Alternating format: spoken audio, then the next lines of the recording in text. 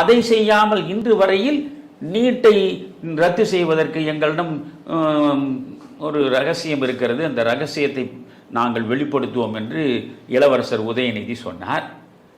அந்த ரகசியம் என்ன என்று பிறகு போட்டு உடைத்து விட்டார். சட்ட ரீதியாக போராடுவதுதான் நீங்கள் ரகசியம் என்றார்.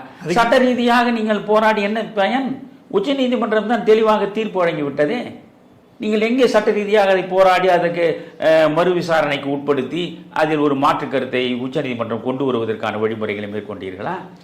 இல்லை, நீங்கள் தமிழ்நாட்டில் இருக்கக்கூடிய மக்கள் அத்தனை பேரும் நீட்டுக்கு எதிராக கிளர்ந்து எழுகிறார்கள் என்பதை மத்திய அரசுக்கு உணர்த்துவதற்காக நாங்கள் கையெழுத்து இயக்கம் நடத்துகிறோம் என்று சொல்லி 1 கோடி கையெழுத்துக்கள் வாங்குவோம் என்று 50 லட்சத்திற்கும் மேற்பட்டவரிடம் கையெழுத்துக்களை பெற்றுவிட்டோம் என்று சொல்லி சேலத்தில் நடந்த திராவிட முன்னேற்ற கழக மாநாட்டில் அந்த விண்ணப்பங்கள் பெற்ற விண்ணப்பங்களை எல்லாம் நீங்கள் காட்டினீர்கள்.